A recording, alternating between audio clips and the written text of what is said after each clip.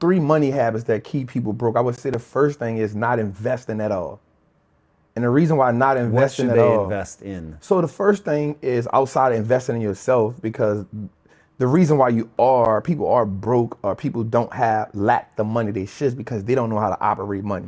They don't know how to spend money. They don't know how to invest money. They don't know how to save money. They don't know how to lend money. Okay. So those are four important things. In Right? investing?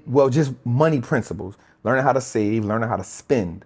Right? So I always say that if you have more money under your bed or in your closet than you have in your bank account or in your investment account, you don't know how to spend money.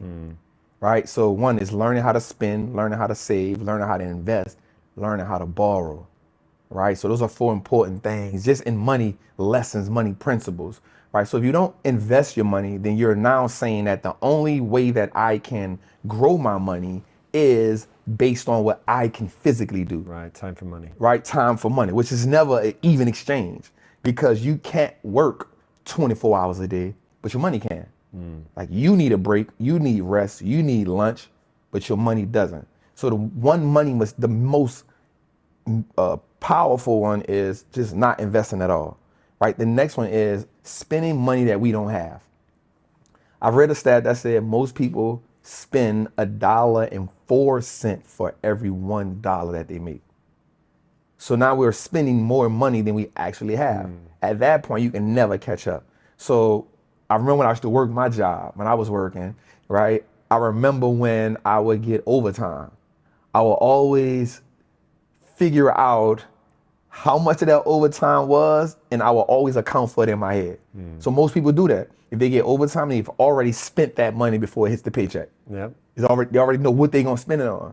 So spending money we don't have, and then most importantly is just buying things we don't need, right? Most people don't have the financial fortitude to be strong enough to say, you know what, I don't need this, right? Most people impulse buy, right? So impulse buying, after that gratification is gone, after that you release those endorphins, now it's like, damn, I really didn't need that.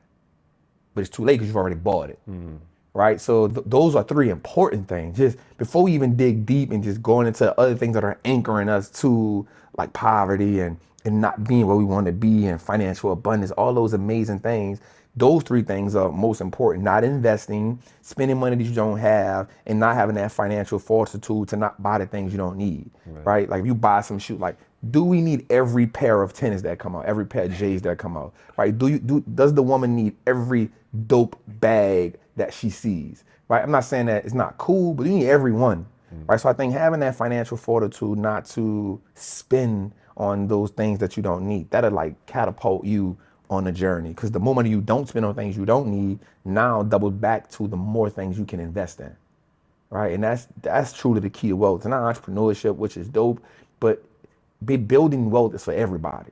All right, so hold on. So not entrepreneurship. Everybody thinks that's the path. Yeah. Like you, I don't think that's the right path for everybody. It's way too hard. It's way too stressful. You should only do it if you can't bear to not do it.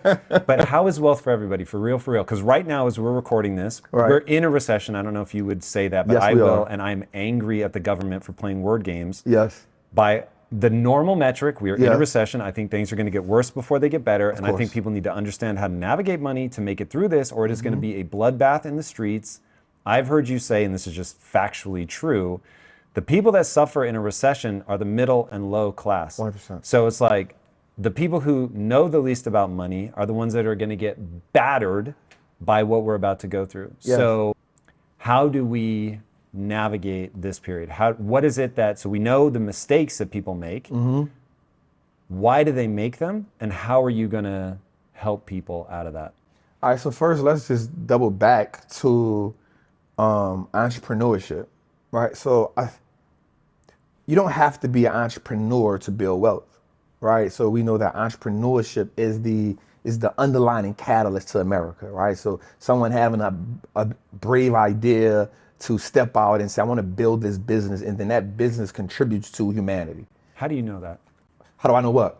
That you just said something that most people would never in a million years put the sentence together, that America's built on the back of entrepreneurship. Oh. Do you look at history? Like, where did you hear that? Yeah. So you study history. So for me, I think in order to build wealth, you have to understand where did it originate from, right? And so if we live in America, let's say, okay, how did America become America? Of course, we can double down and say America was built on the backs of slavery and, people did corrupt business and all that. But at the end of the day, it's built on entrepreneurship. Someone having an idea, someone having a vision, and being willing to do whatever it took to make that vision come through, right? Being able to say, I'm not going to quit. I'm going to keep going. I'm going to persevere. This is how we get here. So we can even look at someone like JP Morgan, right? So we look at JP Morgan, his daddy was a banker. Right, his dad was a banker, but he had this idea that he wanted to step outside of his daddy's shadow. He wanted to do his own thing.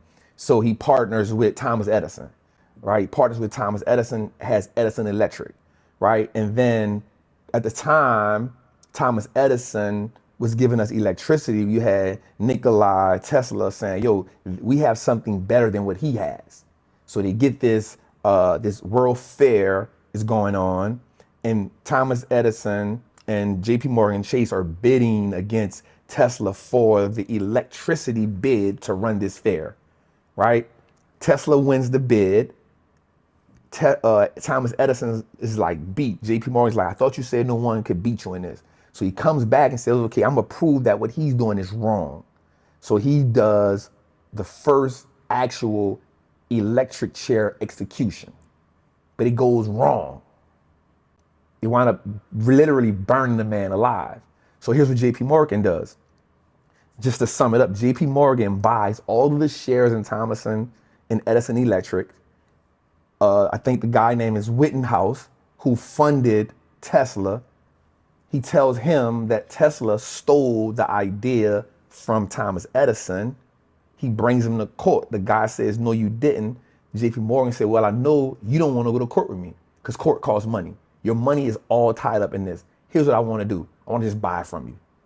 So he gets the money from him. He buys all the shares in Thomas Edison's Electric and then calls it General Electric.